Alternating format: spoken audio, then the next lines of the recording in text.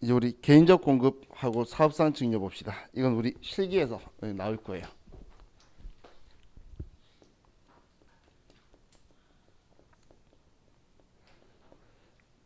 개인적 공급이라는 건 우리 불공제 사유 중에 사업과 관련 없는 지출하고 연관 지으시면 돼요.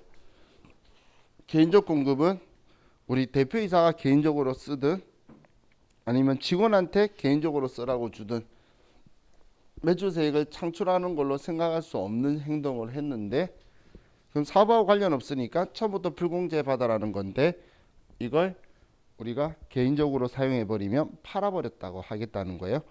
자, 일단 이론상으로는 이런 개인적 공급은 간주 공급으로 하는데, 자, 여기에 예외 사항이 우리 작업복,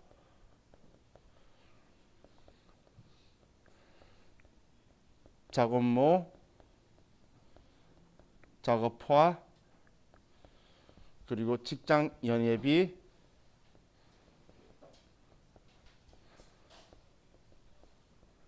직장 체육대회, 이런 것들이에요. 우리 작업복, 작업모, 작업화, 이것도 우리 직원들한테 개인적으로 쓰라고 주는 것들이지만 이거에 대해서는 간주 공급으로 보지 않겠다라는 거고, 이 예배가 이래. 그리고 직장 연예비는 회식을 말하는 거예요. 제가 싫어하는. 그리고 직장 체육대회 이런 거에 우리가 사용을 한 거는 우리가 개인적 공급으로 보지 않겠다라는 거예요. 또 사업상 증여. 자, 부가가치세법은 접대를 한다고 해서 매출세액이 창출될 거라는 생각은 단 1도 없어요. 그래서 불공제 사유의 접대비 및 이와 유사한 비용 관련은 불공제하라고 불공제 사유로 가지고 있는데, 그걸 매입세액 공제받았다는 건 접대할 목적이 아니라는 의사 표현을 해놓고선 그걸 우리가 지금 사업상 증여 접대를 해버리면 팔아버렸다라고 할 거라는 거예요. 근데 사업상으로 줬다고 해서 전부 다 접대 성격은 아니죠. 그럼 사업상 준 것 중에 견본비라든지 혹은 광고 선전비는 얘는 예외사항이라는 거예요. 자, 그럼 지금 이 두 개 가지고 먼저 생각을 해볼게요. 자, 우리 회사가 상품을 사요. 자, 지금 예를 들어서 상품을 사는데 원가가 800원이고 시가가 1000원이다라고 볼게요.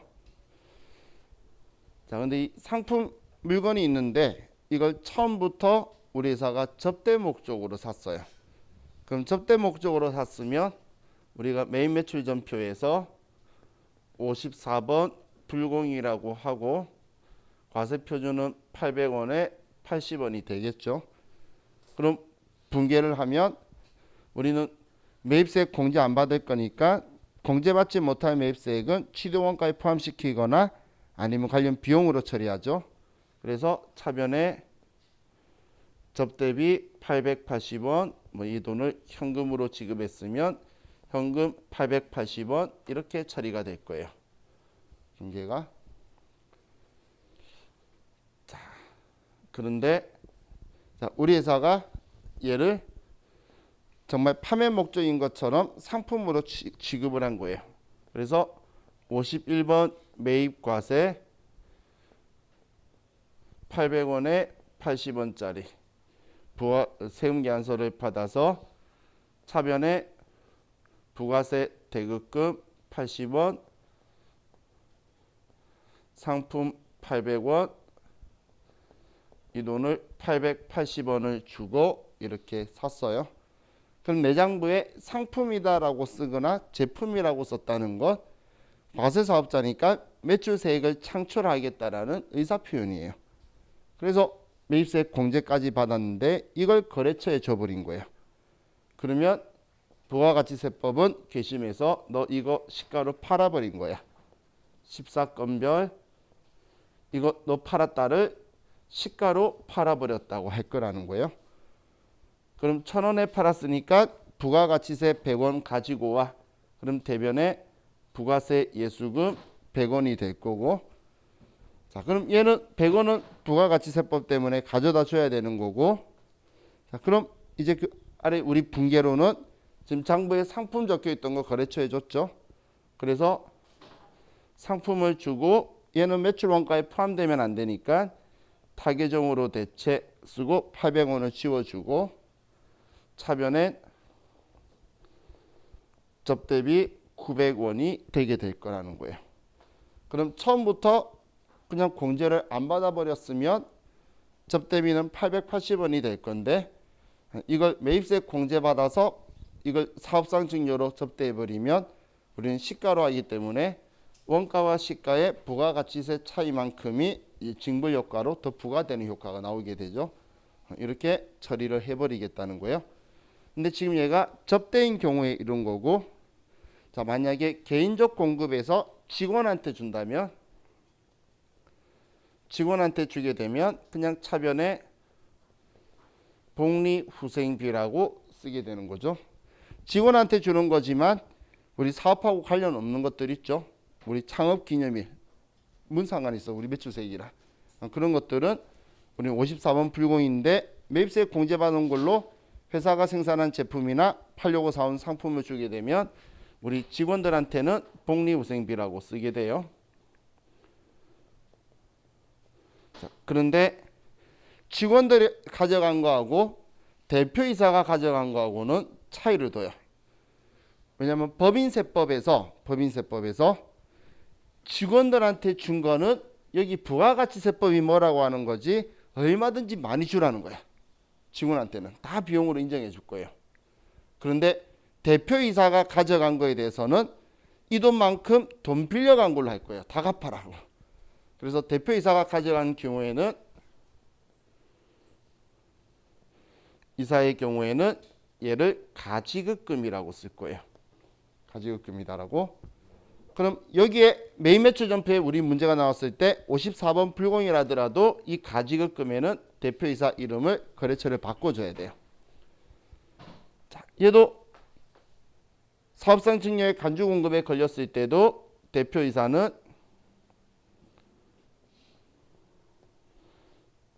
가지급금이다라고 이렇게 처리가 될 거라는 거예요. 자, 그래서 자, 지금 분계는 다 똑같은데 차변의 계정 과목만 조금씩 틀리게 나오죠. 그래서 대표이사가 가져간 거에 대해서는 그냥 대표이사 가지급금. 가지급금은 우리 대여금과 비슷한 성격으로 써요. 우리 여비 계산에 갈 때 가지급금이 이거랑 충돌이 나서 전도금으로 전환되고 있는 거예요. 걔가. 그래서 이때는 가지급금하고 직원이 가져갔으면 복리후생비. 이건 부가가치세법이 제도적으로 이거에 대한 부분에 괘씸함만 차이를 두는 거지. 세법에선 직원한테 전부 다 줘도 아무 말 안 할 거예요. 법인세법은. 그렇게 여러분들이 생각하시고 이 분계도 기억을 하세요. 자, 이게 우리 개인적 공급하고 우리 사업상 증여에 대한 이야기를 한 거고, 이제 다음 폐업시 잔존재와 좀 볼게요.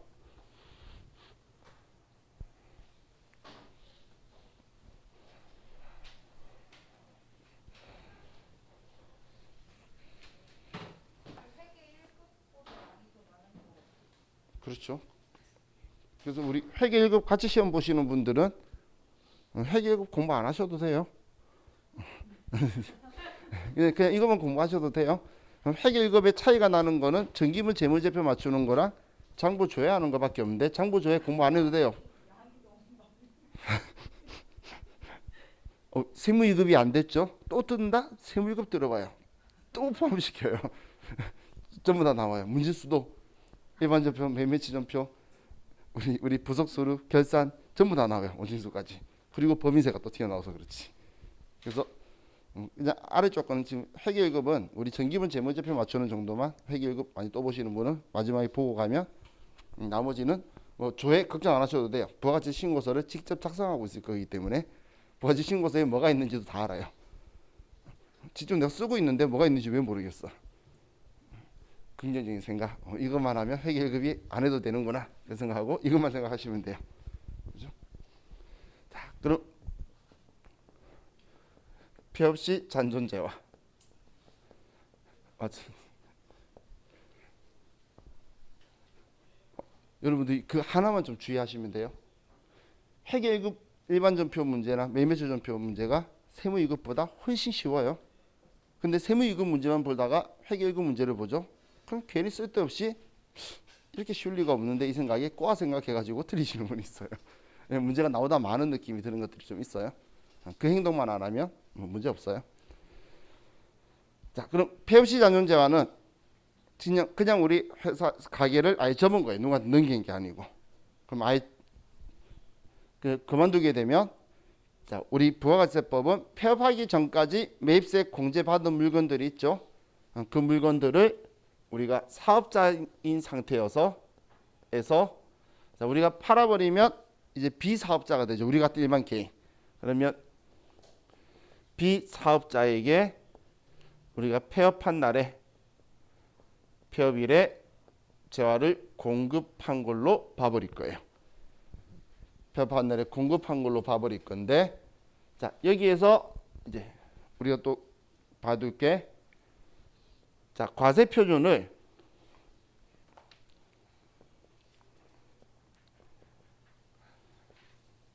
팔았다고 할 10% 부과 과세 표준을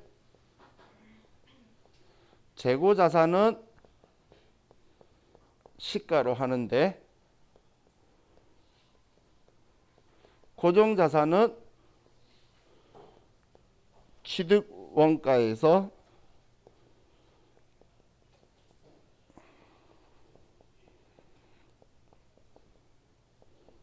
감가 체감률을 빼줄 거예요.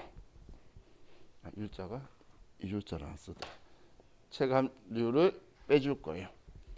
우리 고정자산이라는 건 우리 세법상에서 감가상각하는 자산들 있죠. 유형자산이든 무형자산이든 감가상각하는 자산을 우리는 고정자산이라는 표현을 쓸 거예요. 자, 그럼 얘는 취득원가의 감가체감률을 뺀 거라는데, 자, 이 감가체감률은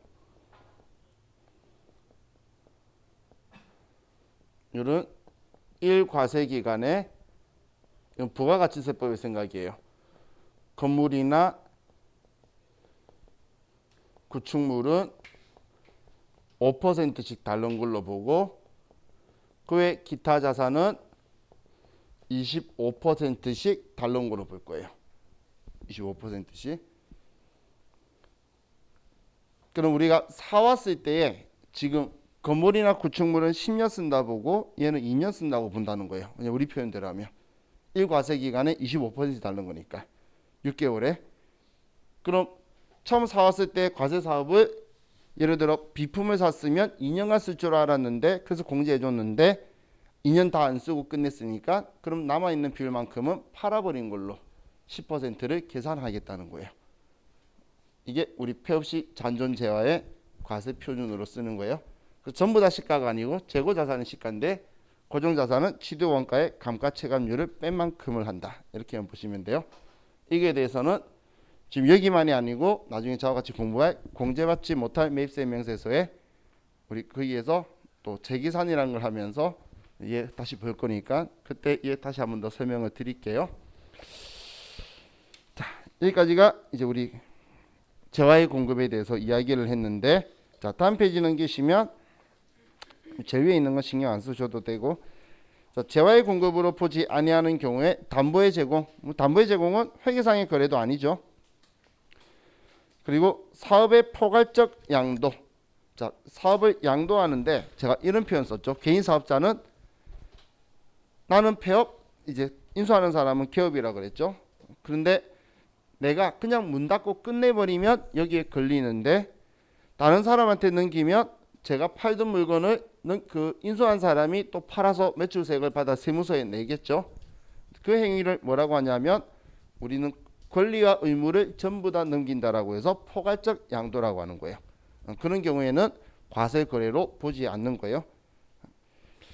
자, 그리고 조세 물납, 세금을 물건으로 납부하는 것 원칙적으로 인정 안 하는데 만약에 납부하는 상황이 된다면 이걸 팔았다고 보지 않겠다라는 거예요. 우리 세금을 물건으로 낼 수 있는 건 상속을 받거나 아니면 증여를 받거나 혹은 지방세를 납부 안 했을 때 지방세제가에서 물건을 압류 거는 것들을 이야기하는 거예요. 그리고 공매, 강제 경매, 우리 국세징수법에 의한 공매라든지 민사집행법에 의한 우리 강제 경매 채권자를 보호하기 위해서 이런 것 때문에 물건을 팔게 되면 그것도 물건을 판 걸로 보지가 않고 다 특정한 참고 증권이라 적혀 있는데 이 특정한다는 건 임치물을 수반하지 않는 거예요. 우리 컨테이너 속에 물건 없이 빈 깡통은 서로 교환하는 걸로 봐요. 그거는 우리 교환이 그냥 단순 교환이기 때문에 왜냐하면 우리 부산에 컨테이너가 있고 인천항에 컨테이너가 있죠. 그럼 그냥 서로 임치물 없는 빈 깡통을 서로 쓰기 위해서 교환을 많이 해요. 그 깡통 쓰려고 부산 보내는 건 말이 안 되겠죠, 인천에서. 그러면 깡통끼리 서로 번호 교환을 하는데 그게 임치물을 수반하지 않은 우리 참고 증권이라고 해요.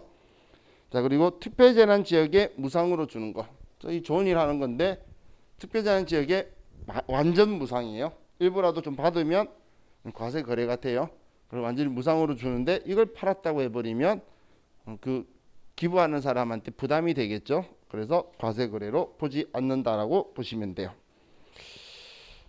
자, 그럼 205페이지에 용역의 공급이라고 적혀 있네요. 자, 용역의 공급은 우리가 장소나 기술이나 서비스를 제공하는 건데, 자, 여러분들이 뭐 미용실 가서 머리 미용을 하고 염색하고 온다든지 아니면 펜션에 가서 숙박 시설을 이용한다든지 휴대폰이 고장 나서 휴대폰을 고치고 온다든지 이런 게 용역이에요. 그럼 이거에 대해서 우리는 당연히 과세 거래를 하게 될 건데, 자, 우리 교재에 재화의 공급으로 보는 경우, 용역의 공급으로 보는 경우라고 적혀 있는 게 두 개 차이가 자기가 주요 자재의 전부나 일부를 부담하면 재화의 공급, 자기가 주요 자재를 전혀 부담하지 않으면 용역의 공급으로 보는 거예요. 자, 이렇게 생각하시면 돼요. 자, 우리 회사가 있는데 천을 만드는 회사가 우리 회사한테 염색 의뢰를 해요. 색깔을 입혀달라고 우리한테 줘요. 자, 그럼 첫 번째는 우리가 천을 받아서 우리 회사가 염료를 써서, 자, 이 회사가 노란색으로 해주세요 라고 해서 우리 회사가 염료를 부담하고 염색하는 기술을 제공을 해서 넘기는 경우하고, 두 번째는 이 천을 만드는 회사가 우리한테 염색약을 주면서 이 색깔로 색을 입혀주세요 라고 주는 거예요. 그러면 우리 회사는 그냥 색을 입히는 염색 기술만 제공하게 되는 거죠. 자, 이런 경우에 자, 우리가 염색 완료가 6월 30일 날 됐고, 그리고 염색한 천을 상대방에게 인도한 날짜가 7월 1일이라고 볼게요. 자, 그럼 7월 1일 이렇게 염색 색칠을 입히는 걸 6월 30일 날 끝내고 이걸 다음 날 7월 1일 날 상대방한테 넘겼어요. 자, 그럼 자, 우리 회사가 이걸 용역의 공급이냐 재화의 공급이냐라고 보는 건 지금 이 염색을 할 때의 주요 자재가 뭐냐를 찾는 거예요. 그럼 주요 자재가 염료죠. 그럼 첫 번째는 우리가 염료를 부담을 했죠. 그러면 염료를 부담했으면 이때는 주요 자재의 일부를 부담했기 때문에 우리는 재화의 공급으로 봐요. 그럼 재화의 공급이면 공급 시기가 우리가 재화를 인도하는 시점이에요. 그럼 이날이 공급 시기가 되니까 부가세 신고는 10월 25일 날 하면 돼요. 그런데 우리가 주요 자재를 전혀 부담하지 않고 염색 기술만 제공한 예는 용역의 공급으로 보겠죠. 용역의 공급은 용무의 제공이 완료된 시점이에요. 염색 다 했을 때. 그러면 지금 얘는 공급 시기가 염색 완료 시점이니까 7월 25일 날 부가세 신고를 해야 된다는 거예요. 그래서 지금 재화의 공급, 용역의 공급을 구분하는 목적은 공급 시기가 틀리기 때문에 부가세 신고를 언제 해라는 게 기준이 틀려지게 돼요. 그럼 여기에 주요 자재가 뭔지를 찾는 게 이제 재화의 공급이다, 용역의 공급이다, 이렇게 기준을 잡을 거라는 거예요. 자, 그런데 자, 그럼 우리 건설업을 생각을 해볼게요.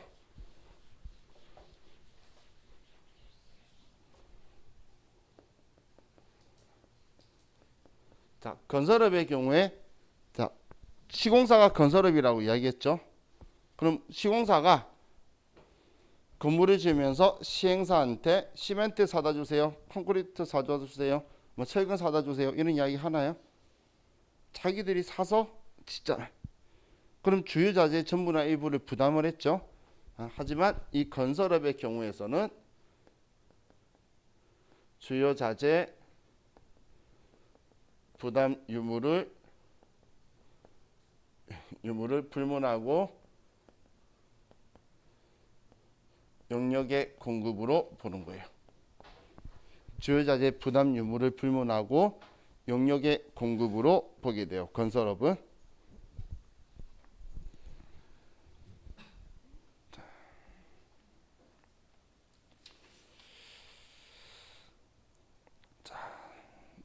다음 206페이지로 가서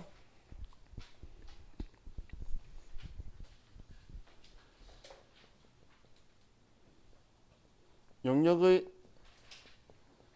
우상 공급과 그리고 간주 공급 중에 자가 공급은 과세 대상이 아니에요. 용역의 무상 공급과 자가 공급은 과세 대상이 아니에요. 친구가 이삿짐 센터를 하고 있어요. 그래서 여러분이 이사하는데 친구한테 좀 도와달라 했더니 친구가 이삿짐 센터 직원을 데려와서 같이 이삿짐 날라줬어요. 그걸 친구한테 공급이다라고 바라보면 말이 안 되겠죠. 그리고 자기가 자기 회사에 뭔가 기술을 썼다고 해서 그걸 공급으로 보는 건 말이 안 된다는 거예요.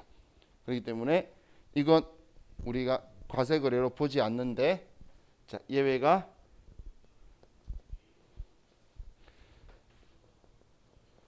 특수관계자에 대한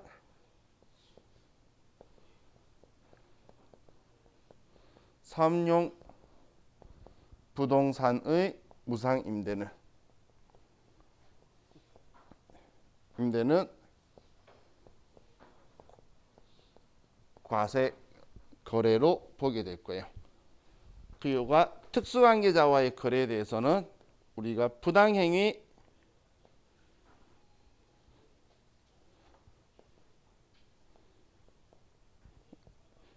계산 부인 규정이라는 게 있어요. 부당행위 계산 부인 규정이라는 건 우리 법인세법에서 정한 규정인데, 특수관계자와의 거래에서는 조세를 부당하게 감소시키려는 의도가 확연히 있는 걸로 볼 거예요.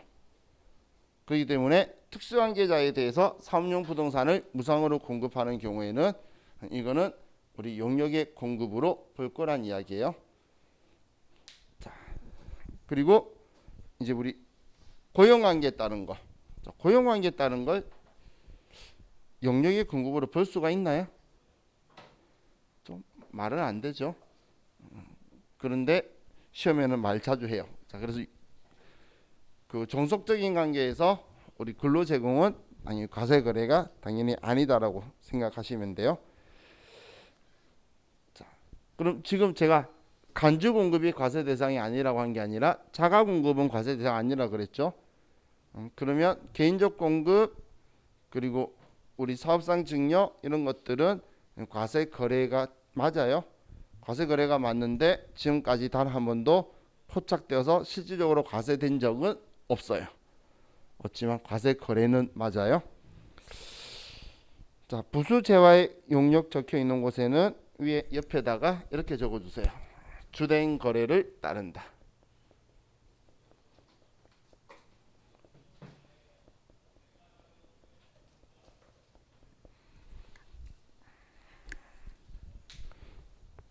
우리가 에어컨을 사서 에어컨을 팔고 설치를 해줘요. 그럼 에어컨 파는 건 재화의 공급, 에어컨 설치하는 건 용역의 공급. 근데 이 두 개를 같이 돈 받죠. 그럼 구분하는 게 아니라 주된 거래는 에어컨을 판 거죠. 그러면 재화의 공급으로 전부 다를 보겠다는 거예요. 자동차를 수리하는 건 용역의 공급, 거기에 부속품 들어가서 그 값도 받는 건 재화의 공급. 그럼 구분하는 게 아니라 주된 거래는 자동차 고치는 거죠. 그럼 부품값까지 전부 다 용역의 공급으로 보겠다는 거예요. 이게 제가 주된 거래에 따른다는 거예요. 자, 근데 두 번째 점에는 쓸데없이 이제 우리 가로에 보면 뭐 과세면세 이야기하는데 이건 지금 이 적용하고 틀린데 많은 사람들이 서로 좀 꼬여서 많이 쓰고 있으니까 그건 신경 쓰지 마시고 그냥 보시면 돼요. 지금 우리 용역하고 재화 이야기하고 있는 거지 과세면세 보는 지금 챕터가 아니죠. 자, 그럼 이번에 수입 재화의 수입에 대해서 볼게요.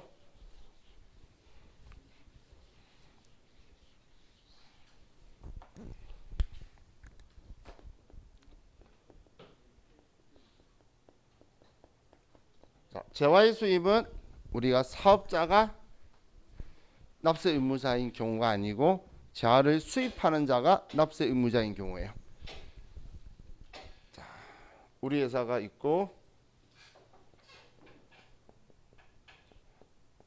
우리가 외국에서 물건을 사요. 그럼 우리 회사가 외국에다가 1,000만 원짜리 물품을 구입을 해요.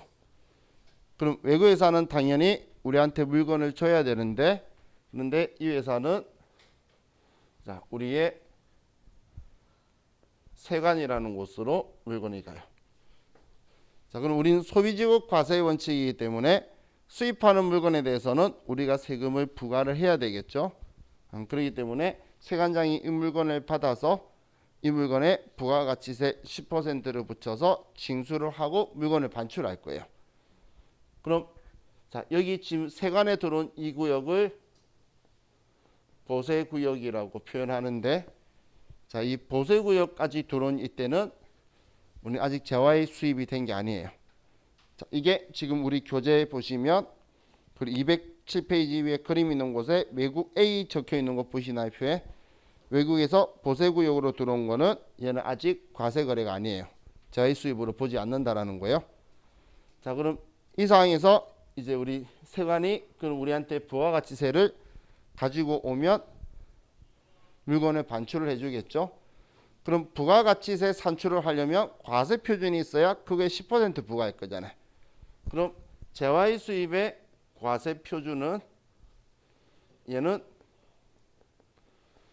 관세의 과세 가격에다가 관세를 부과하는 대상 과세 표준을 과세 가격이라고 그래요. 그리고 관세에다가 그리고 개별 소비세가 있으면 개별 소비세, 주세, 교육세, 농어촌 특별세,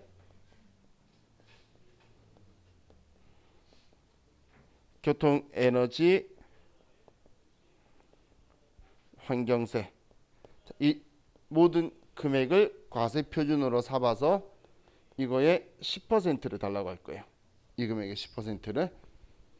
자, 그럼 우리 부가가치세는 세금에 세금 또 붙이는 거예요.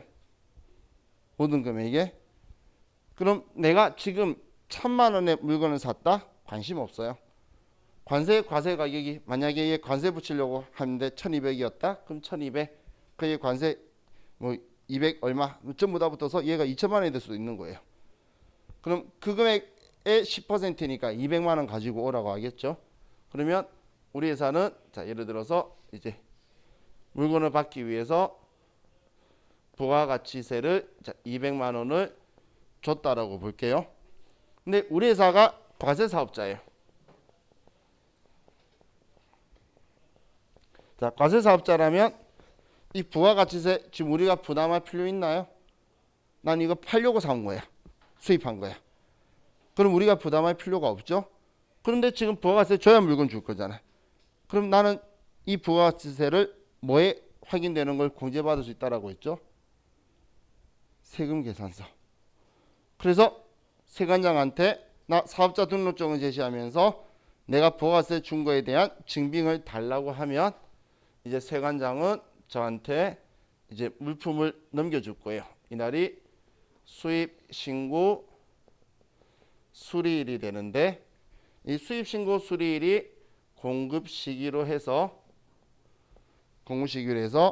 여기에 수입 세금 계산서를 부가가치세 200만 원 나오도록 앞에 가상의 금액 2천만 원 얘를 명목가액이라 그래요.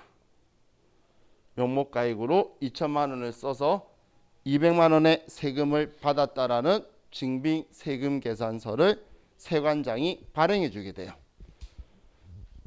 그럼 나는 이 세금 계산서에 의해서 확인되는 매입세액을 공제받으면 돼요. 자, 단 불공제 사유를 제외하고 만약에 2000cc 승용차를 수입할 수도 있겠죠. 그런 경우에 불공제 사유라면 대한민국에 있는 차량을 사도 공제가 안 되는데 수입한 거 공제된다 그러면 사업자는 누구나 다 수입차를 타게? 그 말이 안 되겠죠. 그래서 불공제 사유는 제외하고 그 외 나머지는 다 공제되는 거니까 그럼 200만 원을 돌려주게 될 거예요. 자, 이게 이제 우리 부가가치세법인데 지금 우리 책 보면 지금 제가 적은 위치가 D 위치가 이거예요. 수입신고 수리. D의 위치가 이거다라고 보시면 돼요. 우리 그림에.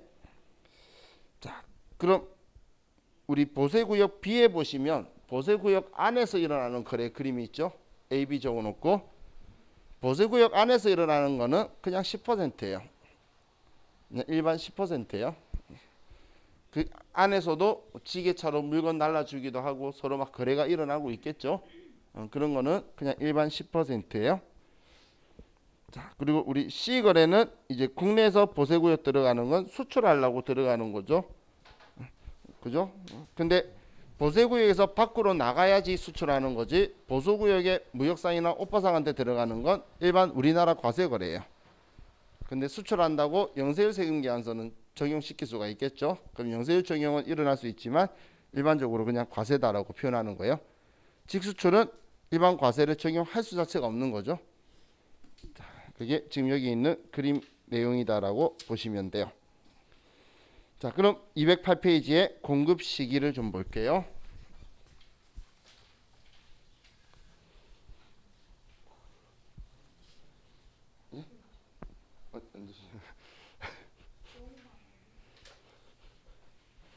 지금 압축해가지고 작게 해주는데 우리 시간 되실 때 제 카페에 전산세무 2급, 전산회계 1급, TAT 2급, FAT 1급 반 영상 보면 부가가치세 이론만 10시간 정도 넘게 해요. 같이 이제 이런 상황 저런 상황 너네가 아는 게 이거지 그게 그거다 그렇게 말해도 모르기 때문에 그걸 2번 해요. 회계 1급처럼 한 사이클 돌 때 하고 세무 2급처럼 2번째 사이클 돌면서 걱정하지 마세요. 그렇게 해도 그분도 기억 못해요. 그걸 알기 때문에 지금 제가 압축해서 하면 여러분은 정말 센스쟁이로 그걸 알고 계신 거지. 근데 우리 회계 1급 때 다 한 거잖아. 거기다가 제가 이제 살을 붙인 거예요. 살 많이 붙인 게 아니라 회계 1급 때는 들은 적이 없으니까 순차적으로 가야 되는 거고 근데 이제 세무 2급 때는 회계 1급 때 들은 적이 있으니까 과세표준 이야기도 지금 앞쪽에서 말하는데 제가 과세표준이란 말이 뭔지는 알잖아요. 그죠? 저도 회계 1급 할 때는 처음 부가세 설명할 때는 과세표준이 뭔지도 모르는 분한테 그런 표현 안 써요. 불공제도 모르는데 간주공고 때 불공제 사유를 못 끌고 오는데 알고 있잖아 불공제를. 그럼 어마무시하게 대단하신 거예요. 불공제 사유 모르겠으면 매매처분표에 54 불공이라고 치면 나온다는 것도 알고 있잖아. 그렇게라도 찾을 수 있는 우리 엄청난 실력이 있죠. 나중에 거기 말고 딴 데서 찾을 수 있다는 것도 알게 될 거예요. 아니 제가 지금 우리가 마지막이 3시간 반이잖아요. 그래서 이제 원래 우리가 예를 들어 50분 하고 10분 쉬면은 애매하게 끝나겠죠. 마지막이 한 20분 하다 끝나잖아요. 그래서 제가 1시간 하고 10분 쉬고 1시간 하고 10분 쉬면 거의 맞아 떨어져서 그 차이밖에 없는데 자 우리 간단한 공급 시기 이야기만 하고 쉴게요.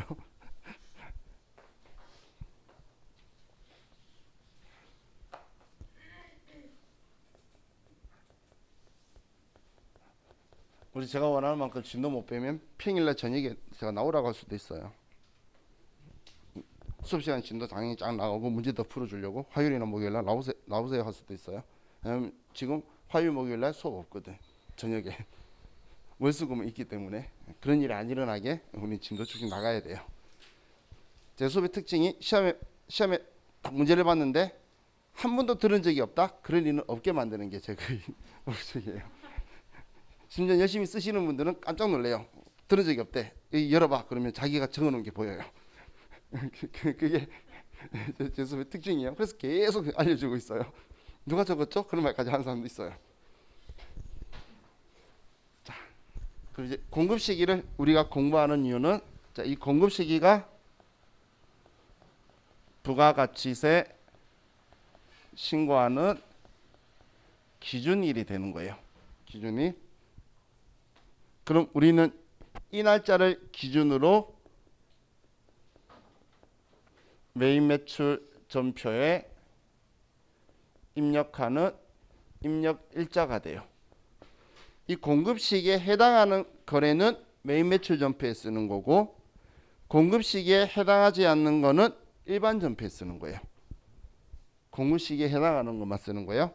그래서 얘는 세금 계산서에 작성 일자가 된다라고 보시면 돼요. 세금 계산서에 작성 일자가 얘가 될 거예요. 자, 그럼 자, 일반적인 재화의 공급 시기는 우리가 물건을 넘길 때예요. 재화를 인도할 때에 넘길 때가 일반적인 건데, 근데 뭐 이동이 필요하지 않으면 그래 상대방이 이용이 가능할 때, 방금 두 개가 적절하지 않을 때는 우리 팔았다는 게 서로 확실할 때, 재화 공급이 확정될 때. 자, 그런데 거래 형태별 공급 시기를 볼게요. 현금 판매, 외상 판매, 할부 판매라고 적혀 있죠. 자, 그냥 할부 판매라고 적혀 있는 건 단기 할부 판매를 말하는 거예요. 그럼 단기 할부 판매는 우리는 재화를 인도한 시점에 한 번만이 공급 시기예요. 재화를 인도한 시점이. 그런데 우리 그냥 바로 아래 3번 보시면 장기 할부 판매가 있죠. 그리고 그 아래 완성도 기준 지급, 중간 지급 조건부가 있는데 그 옆에 적혀 있는 글자가 대가의 각 부분을 받기로 한 때라고 적혀 있죠. 그럼 받기로 한 때를 어디에 적어둘까? 계약서에 써두겠지. 할부금 언제 주겠다. 그죠? 그럼 계약서에 언제 주겠다라고 우리가 적어놓은 그 날짜를 공급 시기로 하겠다는 거예요. 자, 장기 할부 판매는 자, 이걸 예를 들어서 자, 우리는 과세 표준도 아니까 분계까지 하나 예를 들어 볼게요. 자, 보세요. 이 두 개의 차이가 자, 우리가 3,600만 원의 별도인 물건을 공급가액 3,600만 원짜리 물건을 파는데 자, 얘는 10개월 할부로 팔고 얘는 36개월 할부로 판다라고 볼게요. 매달 1일날 파는 걸로 봤을 때 자, 10개월 할부는 단기 할부고 36개월은 장기 할부죠. 그럼 단기 할부 했을 때는 자, 우리는 자, 매년 1월 1일부터 해서 1일날 돈 주기로 계약서를 썼어요. 그러면 1월 1일날 자, 첫 번째는 공급 시기가 한 번밖에 없어요. 그럼 이때 매입 매출 전표에 3,600만 원에 부가가치세 360만 원짜리 총액을 한 방에 끊어줄 거예요. 한 방에. 자, 그리고 이제 아래 분계를 하면 얘는 물건 팔았으니까 매출세액이죠. 부가세 예수금 360만 원이 될 거고, 자, 그리고 대변에 제품 매출은 자, 제품 매출에 대해서는 우리 이것저것 없어요. 회계 기준은 그냥 인도할 때의 수익인시 시점이고 그 금액에 대해서 쪼개라 말 없죠. 그런 거 우리 회계할 때 들은 적 없잖아. 회계에서 수익 금액 쪼개라는 이야기 들은 적 있나요? 쪼개라는 거 도박 내라는 말 들은 적 있나요? 없죠. 얘는 그냥 3,600만 원이에요. 그럼 이 회사가 돈을 받을 때, 자 1차 받을 때에 부가가치세와 10개월 할부를 받는다 그러면 720만 원을 받을 거예요. 그럼 나머지는 외상 매출금이다 이렇게 쓰고 여기 360 빼면 3,240만 원이다 이렇게 될 거예요. 그리고 나서 2월 1일부터는 일반 전표에 차변에 우리가 돈 360만 원 받았다. 대변에 외상 매출금 360만 원 회수했다라고 해서 나머지 애가 총 해서 10월 1일까지 일반 전표로 갈 거예요. 부가가치세 보상의 공급 시기는 단 한 번이기 때문에 메인 매출 전표에 인도할 때 한 번에 처리하고 끝날 거란 이야기예요. 자, 그런데 36개월 할부를 하게 되면 얘는 1월 1일 날 대가의 각 부분을 받기로 한 때에 과세 표준이 뭐냐면 계약에 따라 받기로 한 대가의 각 부분이에요. 둘 다 똑같은 말, 얘를 우리 간단하게 말하면 계약서에 적혀 있는 대로. 그럼 계약서에 1월 1일 날 돈 받기로 한 걸 메인 매출에 매달 100만 원씩 받기로 했죠. 그럼 과세 표준을 세금 계산서를 100만 원에 10만 원짜리 발행해 줄 거예요. 그럼 분계는 대변의 부가세 예수금 10만 원이 되고, 하지만 제품 매출은 3,600만 원이죠. 얘는 변함이 없어요. 그럼 차변에 내가 돈 받는 건 110만 원을 받고, 그럼 나머지 3,500만 원은 외상 매출금이다 이렇게 처리를 할 거예요. 그리고 나서 2월 1일 날 우리는 메인 매출 전표에 또 우리 약정주의 2월 1일 날 돈 받기로 했으니까 계약서대로 이 시기에 이 날짜로 해서 이 과세 표준으로, 그리고 부가세 예수금 10만 원이 되고 나는 돈을 110만 원을 받고, 수익은 이때 다 인식했어요. 이제는 외상 매출금만 100만 원씩 이렇게 이제 앞으로 총 35번을 35번을 없애줄 거예요. 이건 전부 다 36번이 다 메인 매출 전표의 공급 시기가 우리가 계약에 따라 받기로 한 대가의 각 부분을 받기로 한 때, 계약서에 돈 받기로 한 날이 전부 다 공급 시기가 되는 거고, 왼쪽은 인도했을 때 한 번이라는 게 지금 이 이야기예요. 부가가치세법한테 얘는 한 번, 얘는 36번이에요. 공급 시기가. 왜냐면 계약서에 받기로 한 게 36번 받기로 했잖아요. 그럼 공급 시기가 36번이고 당연히 세금계산서 36번 발행해 줄 거고, 얘는 단기 할부하면은 인도했을 때 한 번이라 그랬으니까 한 방에 전부 다 발행해 줄 거예요. 이렇게 하는 이유가 얘 3월 달까지 받아봐야 총 얼마 받아요? 원금 300에 부가세 30밖에 안 받잖아요. 그런데 얘 360 부가세 한 방에 달라는 건 너무 부당한 일이잖아요. 그래서 장기 할부 매출은 계약서 약정주의를 따라가 주겠다는 거예요. 약정주의를. 그럼 우리 지금 여기 적혀 있는 완성도 기준 지급, 중간 지급 조건부도 보시면, 완성도 기준 지급은 우리가 계약서에 몇 퍼센트 완성하면 얼마 주고 몇 퍼센트 완성하면 얼마 주겠다고 계약서에 적혀 있는 그날. 또 중간 지급 조건부, 우리가 계약서에 계약금 언제 주고 중도금 언제 주고 날짜 적었죠. 그럼 그 날짜가 공급 시기라는 거예요. 자, 이거 기억하세요. 완성도 기준 지급, 중간 지급 조건부도 나중에 우리가 이제 거꾸로 그 건물을 지어 달라고 하면서 아니면 기계 장치를 만들어 달라고 하면서 세금 계산서를 받을 거예요. 그러면서 계약금, 중도 1차 중도금, 2차 중도금 막 하면서 막 적혀 있어. 그럼 우리는 여기에서 이번 계약서가 적혀서 오늘 문제가 나온 그날 것만 세금 계산서를 받은 거예요. 계약서대로 갈 거니까. 완성도 기준 지급, 중간 지급 조건부니까. 그럼 그렇게 쓰면서 아래 분계는 건물을 만들든 기계 장치를 만들든 만드는 중이었어. 그럼 차변에 뭐라고 써야 되죠? 그렇죠. 건설 중인 자산. 이렇게 잘 아는데 왜 엄살을 부리고 그래요? 그래서 건설적인 자산이라고 분류하는 그런 것도 우리가 그 계약서대로 세금계산서를 받고 건설적인 자산하다가 완성되면 완성됐을 때 세금계산서 받은 거에 아래는 전체 시도원가 구성하게 그렇게 갈 거예요.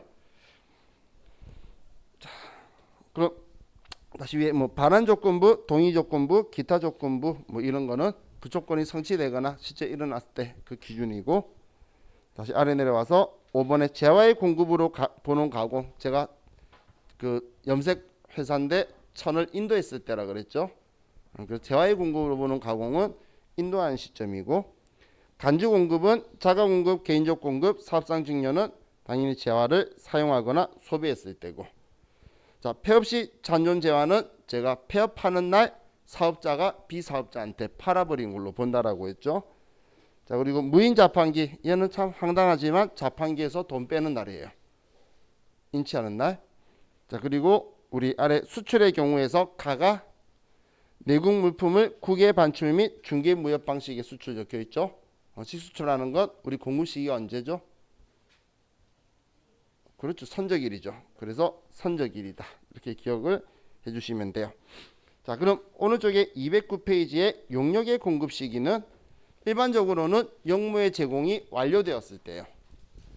용무의 제공이 완료되었을 때가 언제까?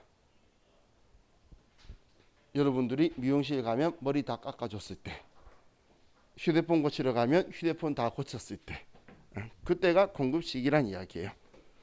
자, 그럼 일반적으로는 이제 그런 그 조건을 가지고 가는데, 두 번째 완성도 기준 지급, 중간 지급 조건부, 장기 할부, 이건 방금 재화의 공고에서 봤던 거죠.